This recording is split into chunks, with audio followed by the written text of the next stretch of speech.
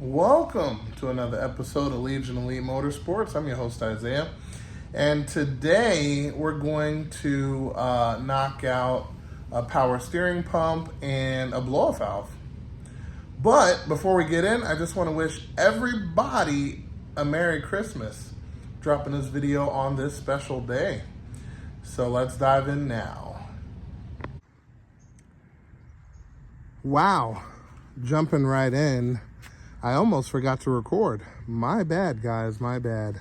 But let me show you what I've gotten done so far so we know what we need to do in the future if anyone's trying to do the same thing. So what I did so far is I took off the pipe that goes around from turbo to intercooler. Then I took off the intake pipe, which is this one to, it bolts down. So you got screw there, and screw right there. And then it has a little plastic rubber piece that goes to the can so you get cooler air. From that can, you want to disconnect a couple of things. This is one of them. This plugs right into this area right here on the pipe. Then you want to disconnect this one, which for those who don't know, the stock catch can is in this area.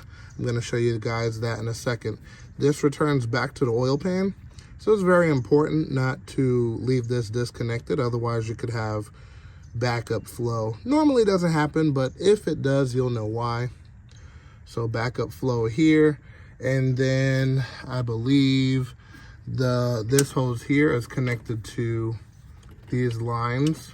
So you have to take the little twist tie off, which is this one, and there's a black one too. So after that, you want to unplug it. I took the plugs, took it off right there, good to go. And then that leaves us to where we are at now. But before we go into where we're at now, I want to show you guys the stock catch can that comes with these cars that a lot of people don't know is a catch can. Okay, so here we are to the stock intake box, which I'm sure everyone has seen one of these. This one happens to have a K&N, lucky, that's a good deal. But this is a stock factory catch can. So this line goes to the valve cover on the back. This line goes to the intake to suck out the air out of the oil pan, and then on the bottom, this is the piece that goes to the oil pan. So now you know. And then same deal, which this isn't a catch can thing, this is an evap type of deal, which basically does the same thing but for the gas tank, and this is what this hose is for, so you have to disconnect that one too. And then that's about it. All right, so what we're doing is we're changing out the power steering pump. Power steering pump that we have on the car is actually leaking pretty bad from the rear of the pump. So let's go back to the car and check that out. Okay, so of course it's leaking now because I disconnected the lines, which are this one and this one, which is the high pressure line. See, that goes right in on top. Okay, so basically this pump was leaking from the back. So where these 4 bolts are, 2 up top, 2 on the bottom, it was leaking right in between there. So to eliminate that, we're gonna just change out the pump. Yes, it can be rebuilt. I think someone does sell a rebuild kit, but if I'm not mistaken, and I might be, this requires puller and press tools and maybe something like that, which not everyone has it. So you're kind of better off just replacing it. Less time wasted, get you back out there with power steering. So after you take off those 2 lines, which is a 14 millimeter there, and then a hose clamp right there, the 2 lines come off. Then after that, you see on the pulley, hold on, there we go. There's 2 holes. Those 2 holes are for the 2 bolts. They're 12 millimeters. There's one at the top and one at the bottom. And what it allows it to do is it allows you to tighten that belt, that power steering belt. So basically, you're gonna see me do this once we install the new one. So basically, once you put the power steering belt and pump and everything in, you're gonna wanna take a pry bar, crowbar, whatever you have, put it in between here, and you're gonna see the upper half rotate towards the passenger fender, okay? So once it does that, your belt can be tightened, and then once it is tight, you tighten the 2 bolts, top and bottom, and then the one back here, that little 12 millimeter there, and then boom, you'll be good to go. So we're still on the front end of this, so that means that we have to take out this pump because this is the bad one. So you're gonna take out the 12 there, 12 at the bottom, 12 right there, the whole thing comes out. Also, you wanna make sure that you line up the pump to where the 2 holes are aligned with the bolts. If not, you're gonna have a tough time. So we're gonna grab some tools and we're gonna take this pump out. And it's starting to rain, but pump is out. Now we're gonna get the other pump prepared while it continues to rain. So we'll slide over there now. Okay, so here is the new pump. It's used, but new to this car. So I'm gonna take the bracket off. We don't need that. And yeah, we should be good to go. So, yep, 12, 12. It's easier to align the bracket because there's no belt. Then you can see the 12 here. And yeah, that's it. It'll be off the bracket and then we'll be ready to install it as soon as it stops raining. Okay, so we have the new pump in. I didn't tighten anything yet. Still gotta get the bolts walked in so they're in, but not tight. So we're gonna go ahead and do that. I'm gonna show you guys how to put tension on the belt and then tighten it up in the same token, and then that should be it. So let me grab the pry bar and boom, we'll be good to go. Okay, and as you can see, straight on, you pull back to give tension, and what you want to do is you're going to use 2 hands. I'm only using 1 currently, but what you want to do is you want to pull back, check the belt, and tighten the top bolt first. That's the adjuster with the slide on it. So you want to tighten that one first before any other bolt. So check your belt, tighten that bolt, and then you'll be good to go. So we're going to exercise that right now, and yeah, we'll be back. So after all of that's done, the ending result is you get a nice tight belt and everything is good to go. So we're going to reverse everything that we did. So we're going to put together that line and that line, and then we're going to reverse putting back the intake pipe, bolt that down, connect all of the hoses and everything, and I'm going to show you guys what your intake should look like and take it from there. So from the overpipe tube to the exhaust gas recirc sort of a thing there. Boom. So yeah, so let me put all of this together and we'll take it from there. Okay, so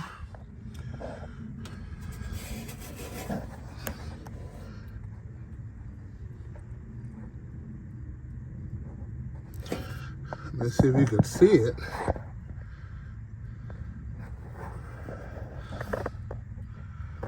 So this line right here is plugged in from the air can to there. That's the first one you want to get in there before you start connecting everything else. Then next, we got the one for the bottom of the catch can, which you can't see it from here. But after that, we have this one connected and this one connected. So technically we should be good to go. Bolted everything down there. Next thing we got to do is put on the overpipe, and boom, that should be it. So that looks great. All right, let's finish up. Okay, so we have everything together, and now we're gonna bleed out the bubbles in the power steering. So we're gonna put some ATF in the power steering. That is the original fluid that's supposed to be in the power steering. So it doesn't hurt if you put power steering fluid, but I kind of want to stay to the OEM, so ATF it is. All right, so we'll turn on the car, burp the power steering system, and basically all you do is add until full and then turn the steering wheel left and right. You'll see a whole bunch of bubbles cough up out of there, and then that is it. Once it's burped and working perfectly, you want to clean up your mess and make sure there is no new leak. So let's see. Okay, turn that steering wheel, then turn the steering wheel the other way. Want to do this a couple times until all of the bubbles in the system are gone. Then you fill it up one last time and take it from there. So let's put it straight. Take a look.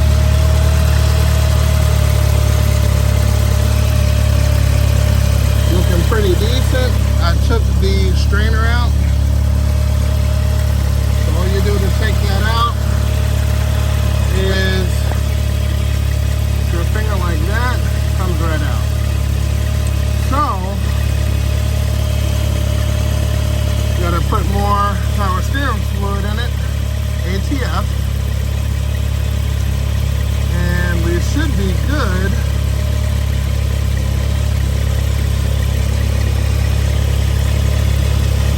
After that, you can kind of take it from there.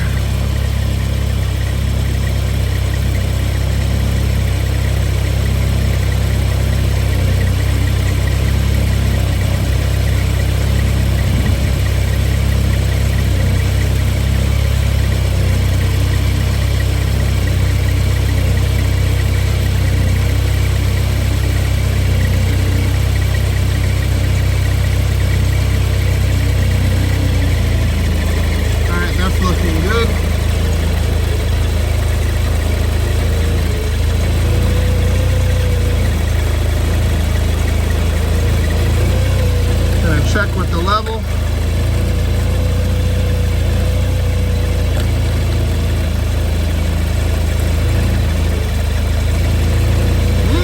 Exactly where we need it to be. So you can drive it around a little bit. Either way, it should be perfect. And after we drive this one around, we're going to check for power steering leaks. But currently, taking a look down there,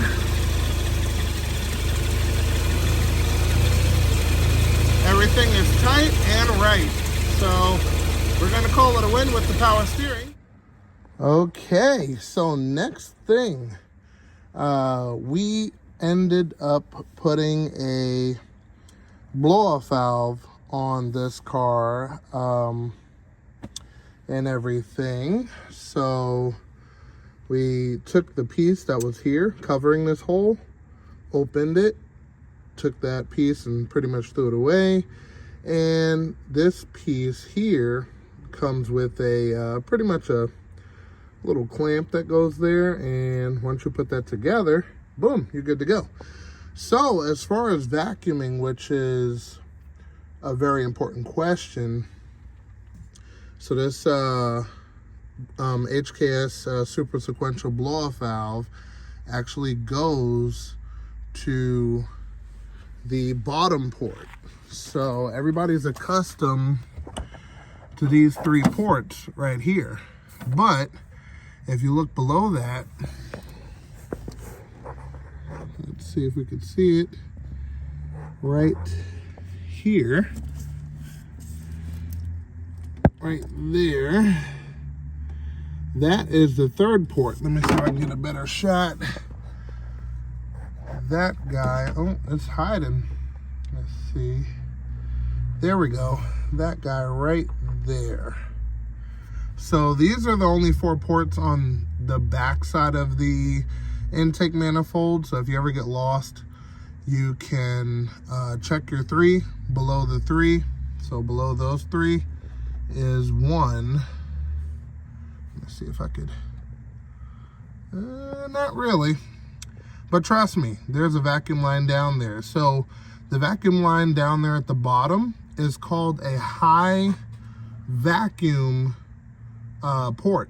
Reason being is because it's past the throttle body where the engine vacuum is accumulating. So on these 3 ports, they differ depending on which valleys they, have set up.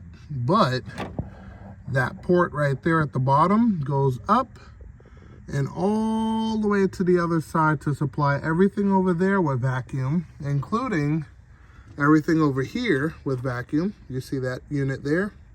That comes in a full circle all the way around there, all the way down here. So that's the reason they use a high vacuum port specifically for that, and that's what you want to use for your blow-off valve. There's no interruptions. It is a perfect area to get positive and negative pressure without any interruptions. So I say interruptions because some of these ports here, they don't do pressure, they only do vacuum. Some do pressure, or actually some do vacuum without pressure. Kind of goes back and forth, but yeah, the one at the bottom is uninterrupted. So we have a T right there, goes all the way to our blow-off valve. That's the best one to use. Also, another tip, if you get eBay blow-off valve, or not this one, but the Type S or Gretti's or any of those, you have to double check that diaphragm with a vacuum gauge to make sure it has 0 leaks, just to make sure the blow-off valve actually works. So once that's done, yeah, you're good to go. So blow-off valve installed. So let's give a listen. All right, let's give a listen. Let me reach over here. I'll see what we got.